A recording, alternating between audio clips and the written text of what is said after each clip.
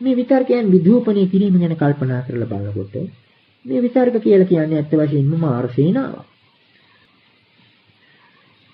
ඔන්නෝතෙන්දි තමයි අපිට මේ යෝගාවචර ජීවිතයට ඉතාමත්ම වැදගත් ප්‍රශ්නයක් වෙන මේ විතර්ක පිළිබඳ ප්‍රශ්නයට හොඳ පිළිතුරු ලැබෙන්නේ.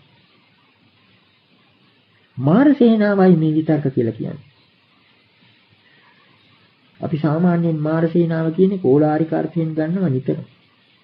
නමුත් සමහර සූත්‍රවල ප්‍රධාන සූත්‍රයේ එහෙම මේ විතර්කේනොත් මාර සේනාව හැටියට හඳුන්වලා දීලා තියෙනවා.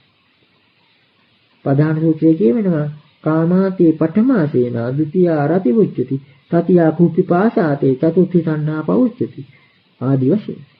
මාරේ අමතල බුදුරජාණන් වහන්සේ ප්‍රකාශ කරනවා මුගේ පළවෙනි සේනාව කාමයයි, දෙවෙනි සේනාව අරතියයි, තුන්වෙනි සේනාව කුසගින්නා පිපාසයයි, හතරවෙනි සේනාව තණ්හාවයි ආදී වශයෙන්.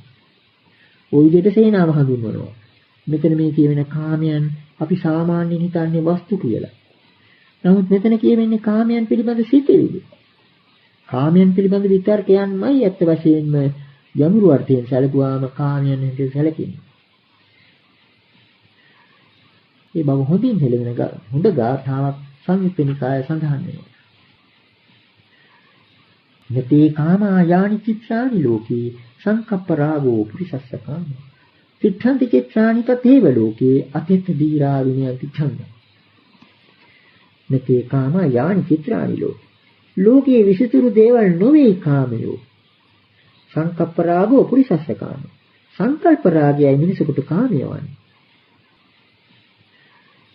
තිඨන්ති චිත්‍රානි තතේව ලෝකේ විසිතුරු දේ ලෝකේ ඔහේ තියෙනවා. ඒවා තිබෙනවා තවදුරටත්. අතිත්ථ දීරා විනයන්ති ඡන්දං. සමුද්‍රයන්ට ප්‍රඥෙන්ට කරන්න තියෙන එකම දේ කුමක්ද? ඒවා පිළිබඳ ඡන්දය. අර කලින් ශක්‍ර දේවේන්ද්‍රය ප්‍රකාශ කළා ඡන්දය තියෙන විතර්කයේ උදේ කියලා. එතෙන් අපිට ඡන්දයත් විතර්කයට සම්බන්ධ බව තේරෙනවා. ඒ කාමයන් පිළිබඳ ඡන්දයයි ධීර පුද්ගලයන් දුරු කරන්නේ හික්මවා ගන්න. එයිනුත් අපිට පේනවා මේ කාම කියන වචනේ ගැඹුරු අර්ථයෙන් බලනකොට අර වස්තුකාමී නෙවෙයි මෙතන තියෙන්නේ. ඒ කාම වස්තුන් හැම එකක්ම පිළිබඳ විතර්කය. විතර්කයන් පිළිබඳ ප්‍රශ්නයටයි අපි අවසාන වශයෙන් එන්නේ. ඒකටම තව නිදර්ශනයක් ගත්තොත් කුප්පිපාසා කියලා කියනවා. මායාවේ සේනාවේ කොටසක් තමයි බඩගින්නයි පිපාසය. මේ බඩගින්නයි පිපාසයයි කියන දේවල්ම නෙවෙයි මෙතන මේ මාර සේනාව. බඩගින්න පිපාසය නිසා ඇති වෙන විතර්ක.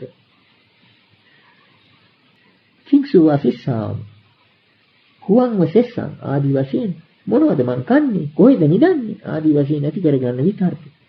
එහෙම නැතිනම් මේව නැතිකම නිසා ඇති වෙන විතර්ක තමයි මාර සේනාව. නිකම්ම කුසගින්නයි පිපාසයයි නෙවෙයි.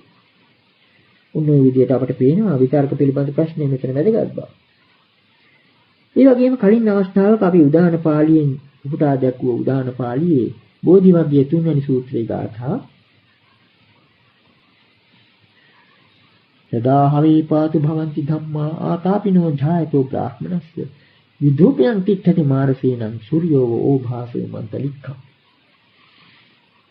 බුදුරජාණන් වහන්සේ සම්බෝධිලාභයෙන් පස්සේ පළවෙනි සතියේ පරයන්කෙන් වැඩ ඉඳලා 7 වෙනි දවසේ රාත්‍රී අවසාන යාමේ පටිච්චසමුප්පාද ධර්මයේ අනුලෝම ප්‍රතිලෝම වශයෙන් ධ්‍යාකාරයටම සම්මර්ෂණය කරන අවස්ථාව පිළිබඳ උදාන ගාථාවක් මේක.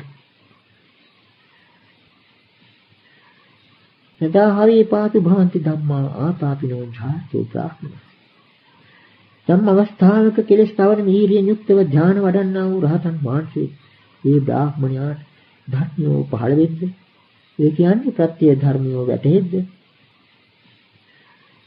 විදූපයන් තිට්ඨති මාරසේනං. මේ අවස්ථාවේ රහතන් වහන්සේ මාරසේනාව පළවා හරිමින් සිටිනවා. සූර්යෝ ඕභාසේ මන්තලික්ඛ ආස ආලෝකවත් කරන සූර්යාව.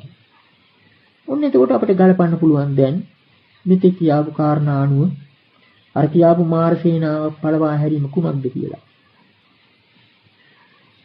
අර පටිච්ච සමුප්පාද ධර්මයේ අනුලෝම ප්‍රතිලෝම වශයෙන් මෙනෙහි කිරීම.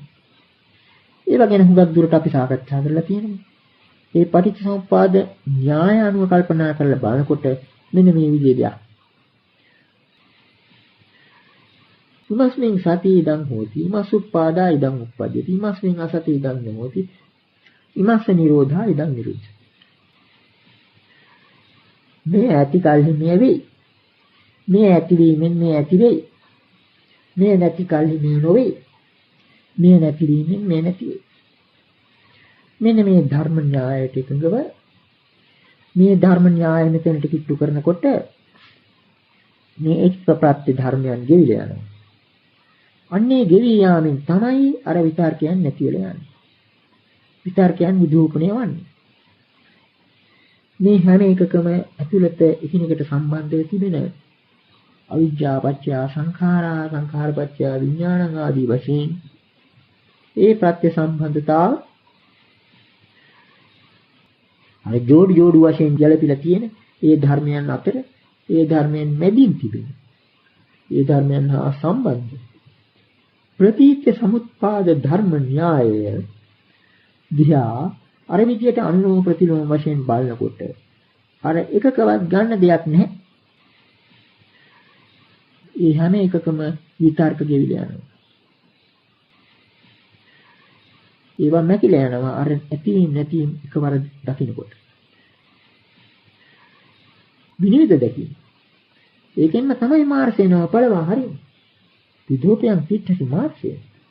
අන්න එතකොට ඒකිනුත් අපට පේනවා මේ මාර්සේනා විදූපණය කරන්නේ විතර්ක විදූපණය කියලා.